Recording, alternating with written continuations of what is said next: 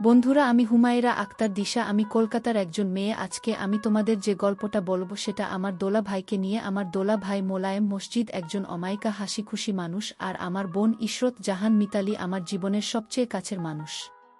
তাদের বিয়ের পর থেকে আমাদের পরিবারে যেন খুশির জোয়ার এসেছিল।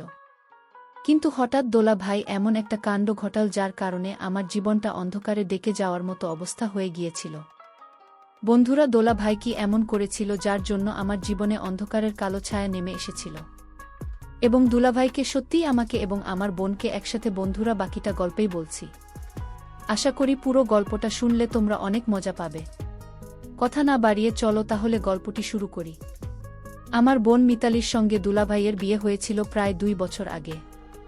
বিয়ের দিনটা ছিল আমাদের পরিবারের জন্য একটা উৎসবের মতো। কলকাতার ছোট্ট ফ্ল্যাট এ আমরা সবাই মিলে হৈহুল্লোড় করে বিয়ের আয়োজন করেছিলাম।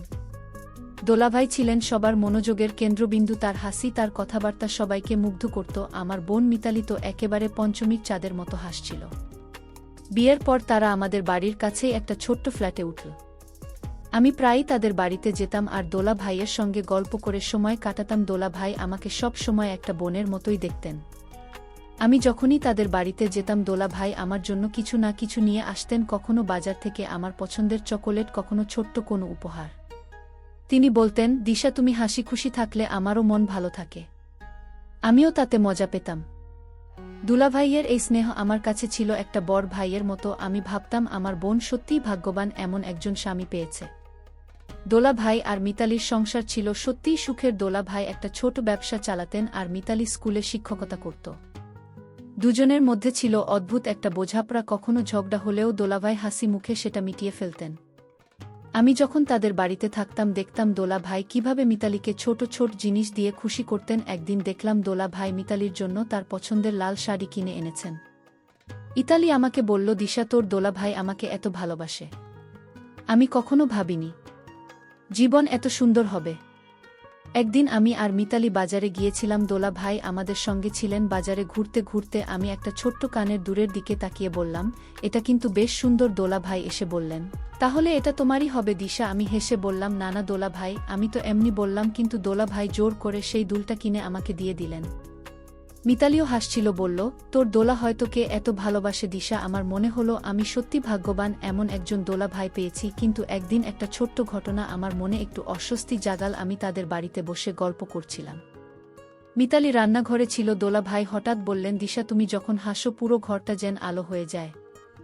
আমি এসে বললাম, দোলা ভাই, আপনি তো আমাকে লজ্জা দিচ্ছেন। কিন্তু তার চোখে একটা অদ্ভুত দৃষ্টি ছিল, যেটা আমি আগে কখনো লক্ষ্য করিনি। সেই দৃষ্টি আমার মনে একটা অস্বাভাবিক অনুভূতি জাগাল। আমি ভাবলাম হয়তো আমি বেশি ভেবে ফেলছি। সেদিনের পর থেকে আমি একটু খেয়াল করলাম দোলা ভাই মাঝে মধ্যে আমার দিকে একটু বেশি সময় ধরে তাকান। তার কথাবার্তা যেন একটু বেশি মনোযোগী। আমি বুঝতে পারছিলাম না এটা কি আমার মনের ভুল নাকি সত্যিই কিছু একটা আছে। আমি বুঝতে পারছিলাম না এটা কি আমার ভুল বোঝাবুঝি নাকি সত্যিই কিছু একটা আছে। আমি মিতালিকে কিছু বলতে পারছিলাম না, কারণ আমার মনে হচ্ছিল এটা যদি আমার ভুল বোঝাবুঝি হয় তাহলে তাদের সুখের সংসারে ফাটল ধরতে পারে। আমি নিজের মনের সঙ্গে লড়াই করছিলাম, কিন্তু দোলা ভাই দৃষ্টি আমাকে বারবার অস্বস্তিতে ফেলছিল। দিনগুলো এভাবেই কাটছিল। আমি দোলা ভাইয়ের সঙ্গে আগের মতোই হাসি খুশি থাকতে চেষ্টা করতাম, কিন্তু মনে মনে একটা প্রশ্ন জাগছিল, দুলাভাই কি সত্যিই আমার প্রতি শুধুই বোনের মতো স্নেহ দেখান নাকি এর পেছনে অন্য কিছু লুকিয়ে আছে? আমি ঠিক করলাম এই রহস্যের জট খুঁজতে হবে। কিন্তু কিভাবে? আমি কি মিতালিকে সব বলে দেব নাকি দোলা ভাইয়ের সঙ্গে সরাসরি কথা বলবো? দুলাভাইয়ের সেই অদ্ভুত দৃষ্টি আমার মন থেকে যেন কিছুতেই যাচ্ছিল না। আমি নিজেকে বোঝানোর চেষ্টা করতাম যে এটা হয়তো আমার মনের ভুল, কিন্তু প্রতিবার তাদের বাড়িতে গেলে দোলা ভাইয়ের কথাবার্তার চাহনি আমাকে অস্বস্তিতে ফেলছিল।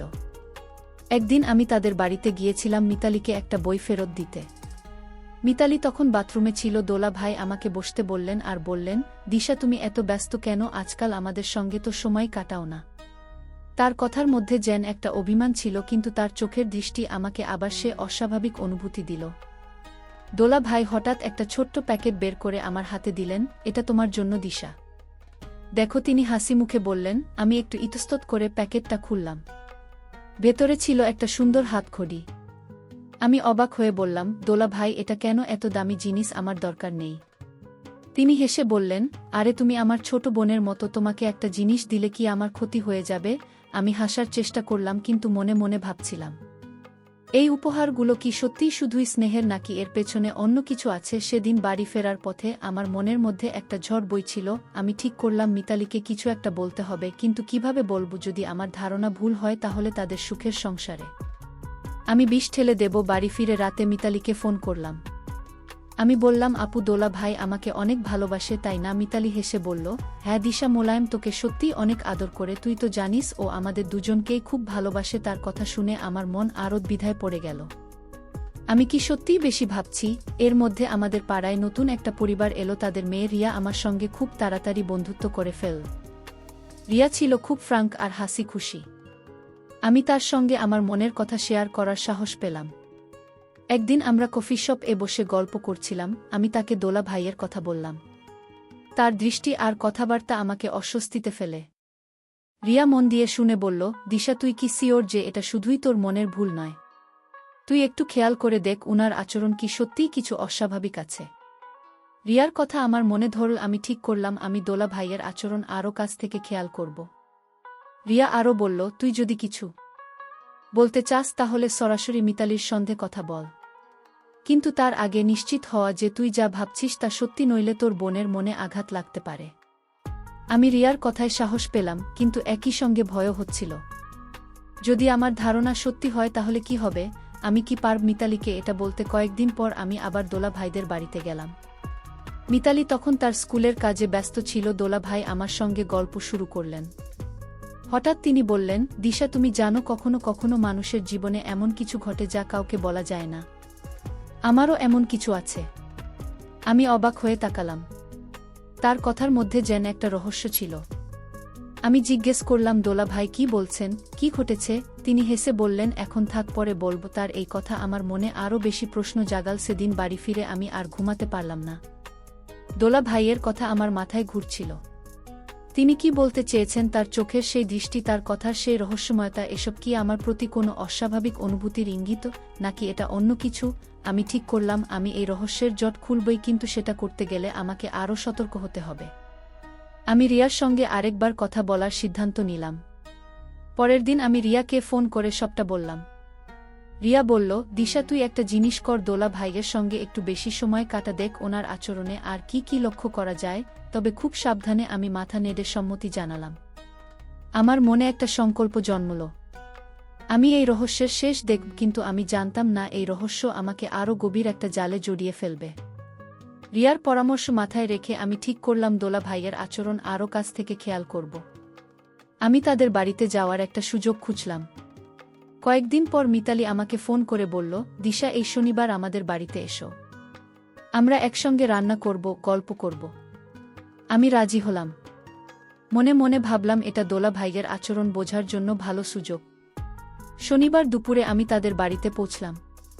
দোলা ভাই দরজা খুলে হাসি মুখে বললেন, আরে দিশা, এসো এসো, তুমি না এলে তো বাড়িটা ফাঁকা ফাঁকা লাগে। তার কথায় স্নেহ ছিল, কিন্তু আমি তার চোখের দিকে তাকালাম, সেই দৃষ্টি আবার আমাকে অস্বস্তিতে ফেল। মিতালি রান্নাঘরে ব্যস্ত ছিল। আমি তাকে সাহায্য করতে গেলাম, কিন্তু দোলাভাই বললেন, দিশা, তুমি বসো, আমি আর তুমি গল্প করি। মিতালি তো রান্না করতে পারে। আমি একটু হাসলাম, কিন্তু মনে মনে সতর্ক হলাম। আমরা বসার ঘরে বসে গল্প শুরু করলাম। দুলাভাই আমাকে জিজ্ঞেস করলেন, দিশা, তোমার কলেজে কি চলছে? কোনো নতুন বন্ধু হলো? আমি স্বাভাবিকভাবে গল্প করতে লাগলাম, কিন্তু লক্ষ্য করলাম তিনি আমার কথা শুনতে শুনতে একটু বেশি মনোযোগ দিচ্ছেন। তার চোখে সেই অদ্ভুত দৃষ্টি আবার ফিরে এল, যেন আমার প্রতিটা কথা তিনি গভীরভাবে অনুভব করছেন।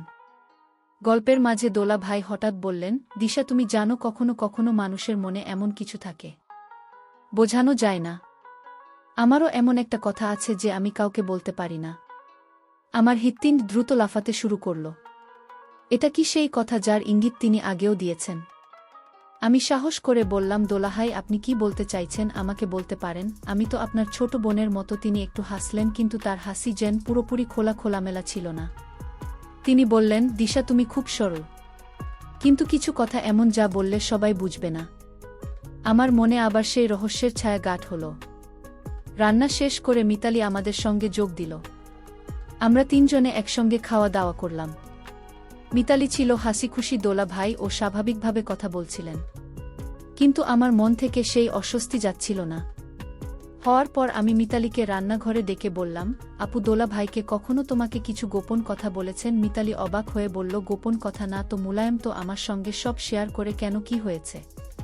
আমি ইতস্তত করে বললাম, না, এমনি আমার মনে হলো দুলাভাই কিছু একটা বলতে চান কিন্তু বলছেন না। মিতালি হেসে বলল, বেশি ভাবিস দিশা। বাড়ি ফিরে আমি রিয়াকে ফোন করলাম। দুলাভাইদের সেই কথা আর তার দৃষ্টির কথা বললাম। রিয়া মন দিয়ে শুনে বলল, দিশা, এটা কিন্তু একটু সিরিয়াস, তুই আর একটু খেয়াল কর। আর একটা জিনিস কর, তুই দোলা ভাইয়ের সঙ্গে একা কথা বলার সময় একটু দূরত্ব রাখিস।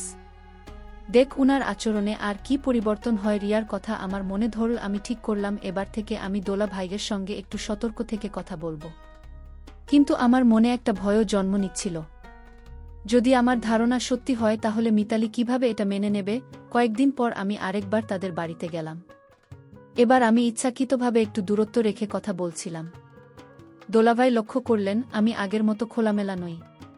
তিনি হঠাৎ বললেন, দিশা, তুমি কি আমার উপর রাগ করেছ? তুমি তো আগের মতো হাসি খুশি নও। আমি একটু ঘাবড়ে গেলাম, কিন্তু নিজেকে সামলে বললাম, না দোলাভাই, এমন কিছু না, আমি একটু ব্যস্ত ছিলাম। তিনি একটু গম্ভীর হয়ে বললেন, দিশা, তুমি যদি কিছু মনে করে থাকো আমাকে বলো, আমি তোমাকে কখনো কষ্ট দিতে চাই না। তার কথায় যেন একটা আন্তরিকতা ছিল, কিন্তু আমার মন বলছিল এর পিছনে কিছু একটা লুকিয়ে আছে।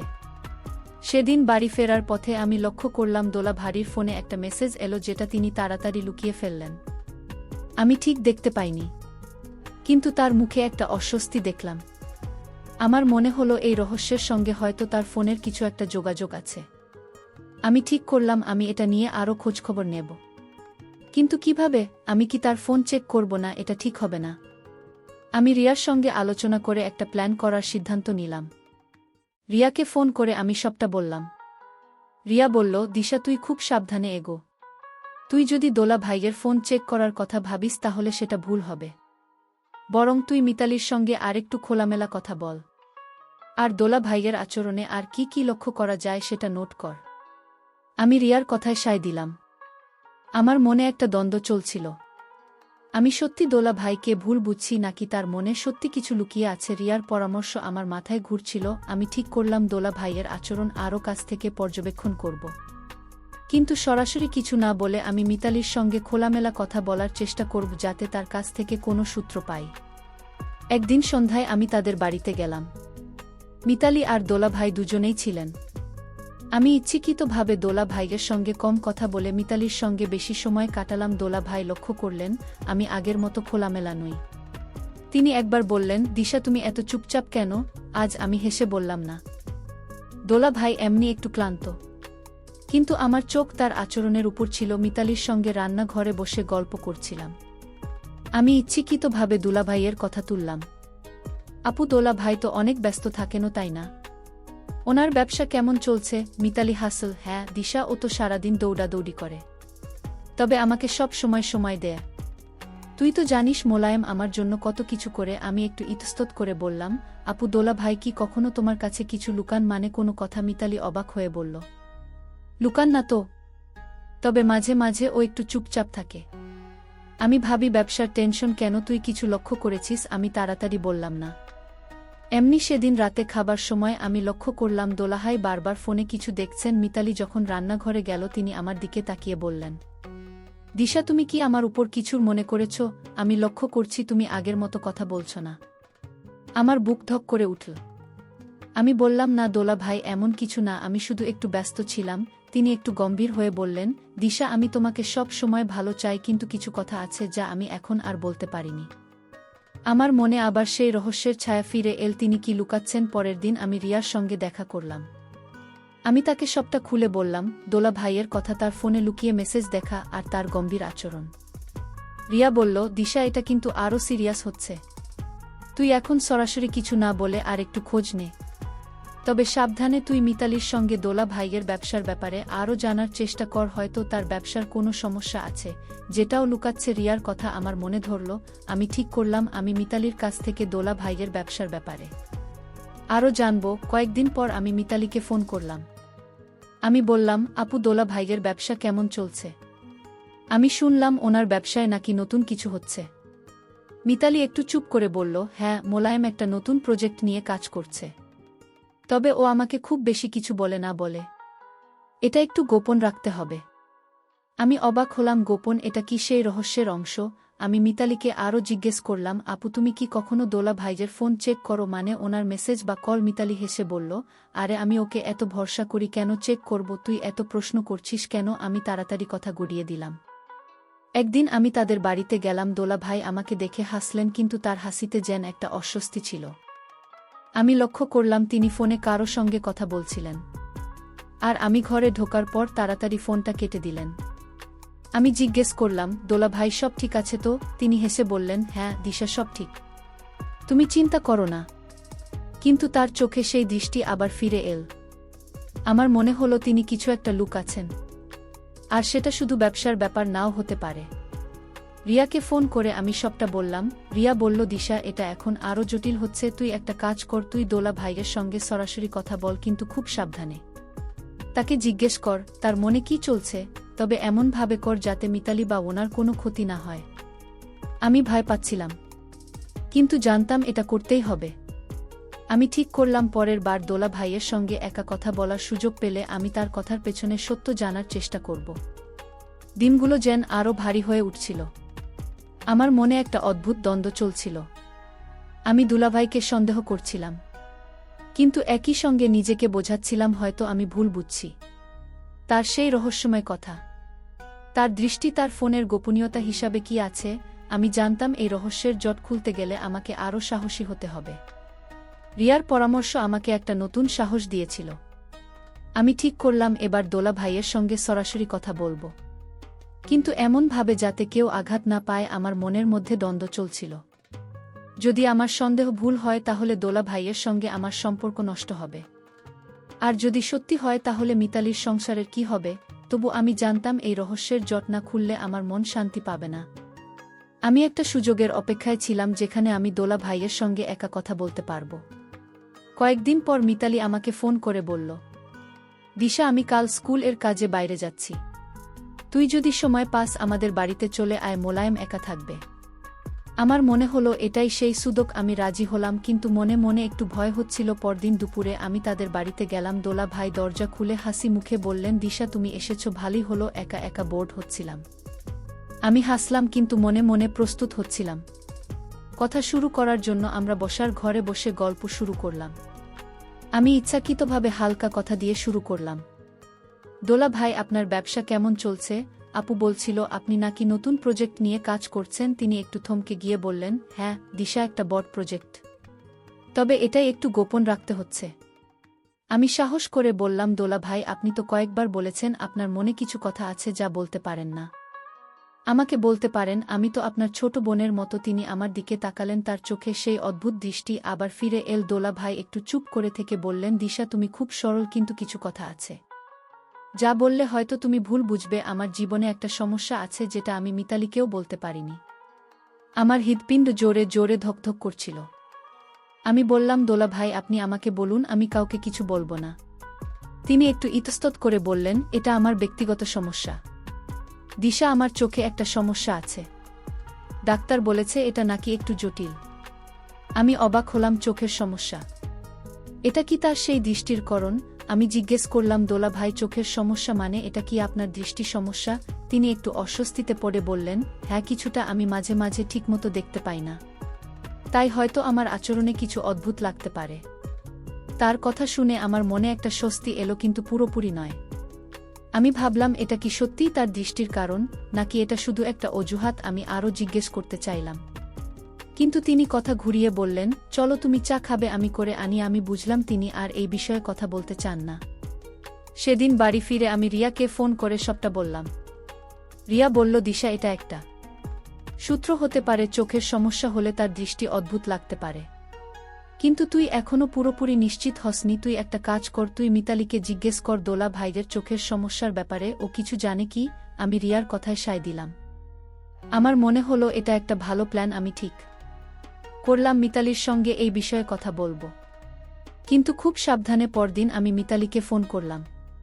আমি বললাম, আপু দোলা ভাইয়ের চোখে নাকি কোনো সমস্যা আছে, তুমি কিছু জানো? মিতালি একটু অবাক হয়ে বলল, চোখের সমস্যা না তো, মুলায়ম তো আমাকে কিছু বলেনি, কেন তুই কি জানিস? আমি বললাম, এমনি দোলা ভাই বলছিলেন ওনার চোখে নাকি একটু সমস্যা আছে। মিতালি চুপ করে গেল। তারপর বলল, দিশা আমি ওকে জিজ্ঞেস করব। তবে মোলায়েম তো আমার সঙ্গে সব শেয়ার করে, হয়তো এটা কোনো ছোটখাটো ব্যাপার। আমি বুঝলাম মিতালি এই বিষয়ে কিছু জানে না। দোলা ভাইয়ের চোখের সমস্যার কথা আমার মনে একটা নতুন কোনো জাগাল। তিনি কি সত্যি চোখের সমস্যার কথা বলছেন, নাকি এটা তার রহস্য লুকানোর একটা উপায়?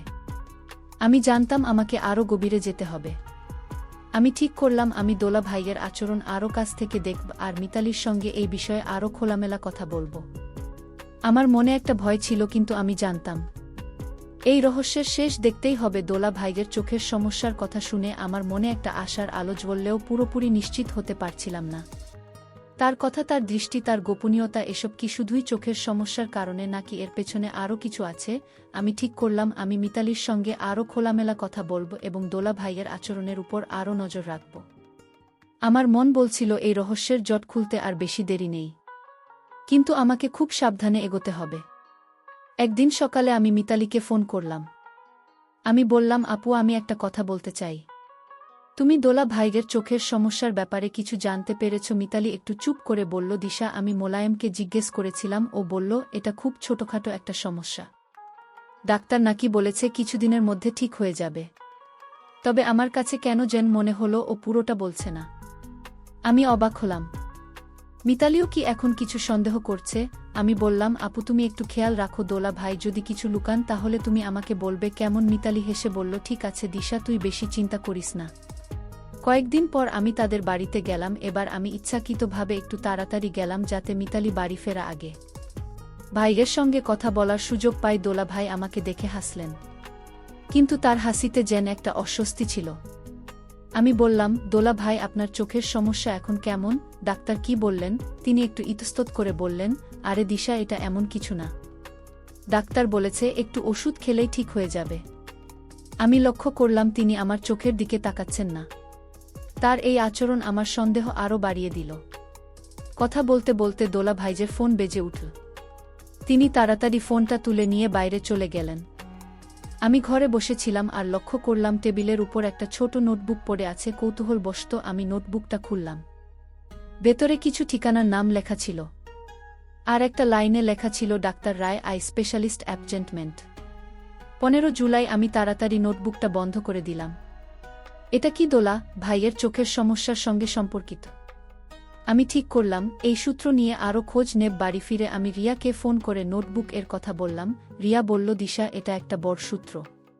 তুই একটা কাজ কর, তুই ডাক্তার রায়ের কথা খুঁজে বের কর, হয়তো উনার কাছ থেকে তুই জানতে পারবি দোলা ভাইয়ের চোখের সমস্যা আসলে কি। তবে খুব সাবধানে। আমি রিয়ার কথায় সায় দিলাম। আমি ঠিক করলাম আমি ডাক্তার রায়ের সঙ্গে যোগাযোগ করার চেষ্টা করব, কিন্তু এমনভাবে যাতে দোলা ভাই বা মিতালি কিছু সন্দেহ না করে। পরের দিন আমি ইন্টারনেটে ডাক্তার রায়ের নাম খুঁজলাম। কলকাতায় একজন বিখ্যাত চক্ষু বিশেষজ্ঞের নাম পেলাম, যিনি দোলা ভাইয়ের নোটবুকে লেখা ঠিকানার সঙ্গে মিলে যায়। আমি তাদের অফিসে ফোন করে জানতে চাইলাম কিভাবে অ্যাপয়েন্টমেন্ট নিতে হয়। রিসেপশনিস্ট বললেন, আপনি কি কারোর জন্য অ্যাপয়েন্টমেন্ট নিতে চান? আমি বললাম, আমি আমার ভাইদের জন্য জানতে চাই, তিনি আগে এখানে এসেছিলেন। তারা আমাকে বলল আমাকে ডাক্তারের সঙ্গে সরাসরি কথা বলতে হবে। আমি ঠিক করলাম আমি ডাক্তারের সঙ্গে দেখা করব। এর মধ্যে আমি মিতালিকে আবার ফোন করলাম। আমি বললাম, আপু দোলা ভাইয়ের চোখের সমস্যার ব্যাপারে তুমি কি আর কিছু জানতে পেরেছ? মিতালি বলল, দিশা আমি মোলায়েমকে জিজ্ঞেস করেছিলাম, ও বলল এটা খুব সামান্য ব্যাপার। তবে আমার মনে হচ্ছে ও পুরোটা বলছে না। আমি একটু চিন্তিত। আমি মিতালিকে সান্ত্বনা দিয়ে বললাম, আপু তুমি চিন্তা করো না, আমি একটু খোঁজ নিচ্ছি। আমার মনে হলো মিতালিও এখন দোলা ভাইয়ের গোপনীয়তা নিয়ে প্রশ্ন তুলছে। আমি জানতাম আমি এখন রহস্যের খুব কাছাকাছি পৌঁছে গেছি। ডাক্তার রায়ের কাছে গেলে হয়তো আমি দোলা ভাইয়ের চোখের সমস্যার সত্যতা জানতে পারব। কিন্তু আমার মনে একটা ভয়ও ছিল, যদি এটা শুধুই চোখের সমস্যা না হয়, যদি এর পেছনে আরও কিছু থাকে। আমি ঠিক করলাম আমি ডাক্তারের সঙ্গে দেখা করব, আর এই রহস্যের জট খুলব। ডাক্তার রায়ের কাছে যাওয়ার সিদ্ধান্ত আমার মনে একটা অদ্ভুত উত্তেজনা তৈরি করেছিল। আমি জানতাম এই সাক্ষাৎ আমাকে দোলা ভাইদের রহস্যের কাছে নিয়ে যাবে। আমি রিয়ার সঙ্গে পরামর্শ করে ঠিক করলাম আমি ডাক্তারের কাছে যাব। কিন্তু এমনভাবে যাতে দোলাভাই বা মিতালি কিছু সন্দেহ না করে আমি ডাক্তারের অফিসে ফোন করে একটা অ্যাপয়েন্টমেন্ট নিলাম। বললাম আমার একটা আত্মীয়ের চোখের সমস্যা নিয়ে জানতে চাই, আমার মন বলছিল এই সাক্ষাৎ আমার সব প্রশ্নের উত্তর দেবে। নির্ধারিত দিনে আমি ডাক্তার রায়ের চেম্বারে গেলাম। ডাক্তার রায় ছিলেন একজন বয়স্ক শান্ত স্বভাবের মানুষ। আমি তাকে বললাম ডাক্তার আমার একজন আত্মীয়ের চোখে সমস্যা আছে। তার নাম মোলায় মোর্শেদ। তিনি এখানে এসেছিলেন। আমি জানতে চাই তার সমস্যা কি। ডাক্তাররা একটু ভুকুচকে বললেন আমি রোগীর তথ্য শেয়ার করতে পারি না, তবে আপনি যদি তার পরিবারের সদস্য হন তাহলে কিছু সাধারণ কথা বলতে পারি। আমি বললাম আমি তার শালী, আমার বোনের জন্যে আমি চিন্তিত। ডাক্তার একটু চুপ করে থেকে বললেন মোলায়েমের চোখে একটা সমস্যা আছে যেটা তার দৃষ্টিকে অস্বাভাবিক করে তুলতে পারে, তবে এটা শারীরিক সমস্যা, অন্য কিছু নয়। ডাক্তার রায় আরও বললেন মোলায়েমের চোখের সমস্যাটা একটু জটিল। এটা নার্ভের সমস্যা, যার কারণে তিনি মাঝে মাঝে ঠিকমতো ফোকাস করতে পারেন না। এটা তার আচরণেও প্রভাব ফেলতে পারে। তিনি নিজেও হয়তো এটা নিয়ে চিন্তিত। আমার মনে একটা স্বস্তি এলো, তাহলে কি দোলা ভাইয়ের সেই অদ্ভুত দৃষ্টি শুধুই তার চোখের সমস্যার কারণে? আমি ডাক্তারকে জিজ্ঞেস করলাম এটা কি ঠিক হবে? তিনি বললেন ওষুধের কিছু ট্রিটমেন্ট এ ঠিক হওয়ার সম্ভাবনা আছে, তবে তাকে নিয়মিত চেক আপ করতে হবে। আমি ধন্যবাদ দিয়ে চেম্বার থেকে বেরিয়ে এলাম। বাড়ি ফিরে আমি রিয়াকে ফোন করে সবটা বললাম। রিয়া বলল দিশা এটা তো ভালো খবর, তাহলে তোর সন্দেহটা ভুল ছিল। দোলা ভাইয়ের দৃষ্টি অদ্ভুত লাগার কারণ তার চোখের সমস্যা? আমি বললাম হ্যাঁ রিয়া, কিন্তু আমার মনে হচ্ছে এখনও কিছু একটা পুরোপুরি মিলছে না। দোলা ভাই কেন মিতালিকে এটা বলেননি, আর তার সেই গোপন কথার ব্যাপারটা কি? রিয়া বলল তুই একটা কাজ কর, তুই এখন দোলা ভাইয়ের সঙ্গে খোলামেলা কথা বল, তাকে বল তুই তার চোখের সমস্যার কথা জানিস, দেখ ও কি বলে। কয়েকদিন পর আমি আবার তাদের বাড়িতে গেলাম। মিতালি তখন বাড়িতে ছিল না। আমি দোলা ভাইকে বললাম দোলা ভাই, আমি আপনার চোখের সমস্যার কথা জানি। আমি ডাক্তার রায়ের সঙ্গে কথা বলেছি, কেন আপনি আমাদের কিছু বলেননি? দোলাভাই প্রথমে একটু অবাক হলেন, তারপর মাথা নিচু করে বললেন দিশা আমি মিতালিকে চিন্তায় ফেলতে চাইনি। এটা একটা জটিল সমস্যা, আর আমি নিজেও এটা নিয়ে লজ্জিত। আমি ভেবেছিলাম এটা নিজে থেকেই ঠিক হয়ে যাবে। তার কথায় একটা আন্তরিকতা ছিল, কিন্তু আমার মনে হলো তিনি এখনও পুরুষত্ব বলছেন না। সেদিন বাড়ি ফিরে আমি মিতালিকে ফোন করে বললাম আপু আমি দোলা ভাইয়ের চোখের সমস্যার কথা জানতে পেরেছি। ডাক্তার বলেছেন এটা নার্ভের সমস্যা। তুমি দোলা ভাইকে বলো তিনি যেন নিয়মিত চেক আপ করেন। মিতালি একটু চুপ করে থেকে বলল দিশা তুই এত কিছু করলি কেন? তবে আমি মোলায়েমের সঙ্গে কথা বলব, ও কেন আমাকে এটা লুকিয়েছে? আমি মিতালিকে শান্ত করে বললাম আপু দোলাভাই হয়তো তোমাকে চিন্তায় ফেলতে চাননি, তুমি শান্তভাবে ওনার সঙ্গে কথা বলো। মিতালি রাজি হলো। পরের দিন মিতালি আমাকে ফোন করে বলল দিশা আমি মোলায়েমের সঙ্গে কথা বলেছি, ও বলল ও আমাকে চিন্তায় ফেলতে চায়নি, তার চোখের সমস্যার জন্য নিজেও খুব চিন্তিত। ও বলল ডাক্তার এ পরামর্শ মেনে চলবে। আমি স্বস্তির নিঃশ্বাস ফেললাম, তবে আমার মনে এখনও একটা প্রশ্ন ছিল, দুলাবেশি গোপন কথাটা কি? তার ফোন এ লুকানো মেসেজ, তার অস্বাভাবিক আচরণ, এসব কি শুধুই চোখের সমস্যার জন্যে? আমি ঠিক করলাম আমি এই রহস্যের শেষ দেখব। আমি রিয়াকে ফোন করে বললাম রিয়া আমি এখন অনেকটাই নিশ্চিত যে দোলা ভাইয়ের দৃষ্টির পেছনে তার চোখের সমস্যা, কিন্তু আমার মনে হচ্ছে এখনও কিছু একটা লুকিয়ে আছে।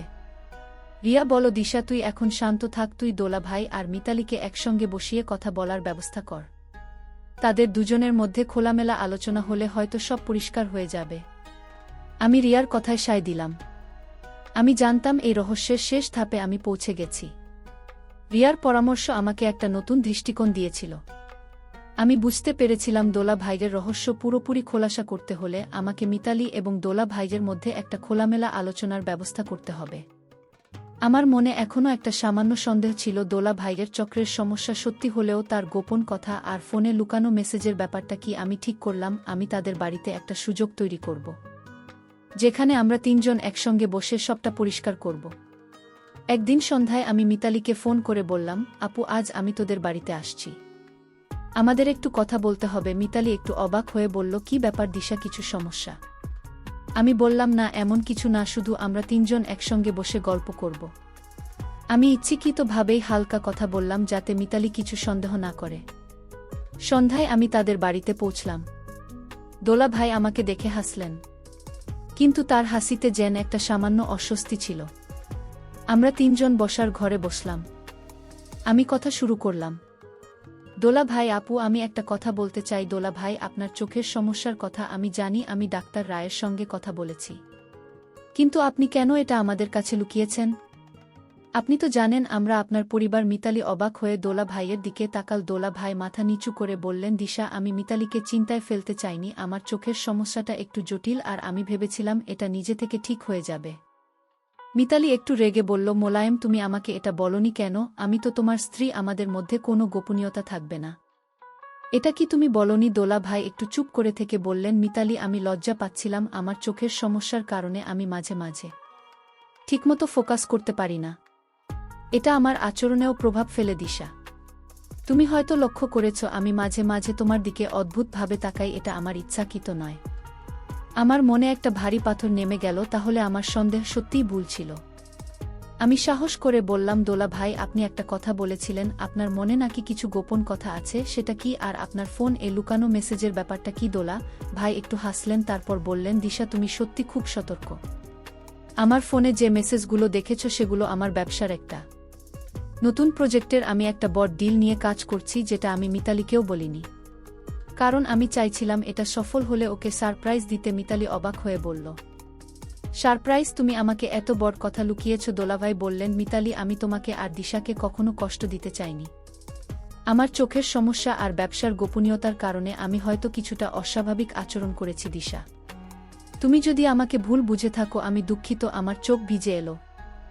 আমি বললাম, দোলা ভাই, আমি আপনাকে ভুল বুঝেছিলাম, আমারও দুঃখিত হওয়া উচিত। মিতালি আমার হাত ধরে বলল, দিশা, তুই আমাদের জন্য এত চিন্তা করেছিস, এটাই তো আমাদের ভালোবাসা। আমরা তিনজন একসঙ্গে হাসলাম। সেদিনের পর থেকে দোলা ভাই নিয়মিত ডাক্তারের কাছে যেতে শুরু করলেন। তার চোখের সমস্যা ধীরে ধীরে ভালো হতে লাগল। তার ব্যবসার প্রজেক্টও সফল হল। আর মিতালিকে সে একটা সুন্দর সারপ্রাইজ দিল, একটা নতুন ফ্ল্যাটের চাবি। আমি বুঝলাম আমার সন্দেহ আমাকে কতটা ভুল পথে নিয়ে গিয়েছিল। দোলাভাইয়ের দৃষ্টি আমাকে অস্বস্তিতে ফেললেও তার পেছনে ছিল শুধুই একটা শারীরিক সমস্যা। আর আমার প্রতি তার স্নেহ আমাদের তিনজনের সম্পর্ক আরও মজবুত হল। বন্ধুরা, সবশেষে আমি তোমাদেরকে বলবো, আমাদের জীবনে অনেক সময় ভুল বোঝাবুঝি আমাদের প্রিয়জনের সঙ্গে দূরত্ব তৈরি করে। আমরা যদি সন্দেহের জায়গায় খোলামেলা কথা বলি, তাহলে অনেক সমস্যা সমাধান হয়ে যায়। আমার দোলা ভাইয়ের দৃষ্টি আমাকে ভয় পাইয়েছিল, কিন্তু সেটা ছিল আমার ভুল ধারণা। তাই বন্ধুরা, কাউকে সন্দেহ করার আগে ভালো করে বোঝার চেষ্টা করো। একটা ছোট্ট ভুল বোঝাবুঝি অনেক বড় ক্ষতির কারণ হতে পারে। আমাদের সবার উচিত যে কোনো কাজের আগে ভালো করে বুঝে নেওয়া, আর প্রিয়জনের সঙ্গে সব সময় খোলামেলা থাকা। তাহলে হয়তো সন্দেহাতীত বা ভুলের কারণে বড় ধরনের কোনো ক্ষতি হবে না। বন্ধুরা, গল্পটি ভালো লাগলে লাইক, শেয়ার এবং সাবস্ক্রাইব করে আমাকে উৎসাহিত করবেন। এতক্ষণ ধৈর্য ধরে পুরো গল্পটি শোনার জন্য তোমাদের সকলকে অসংখ্য ধন্যবাদ।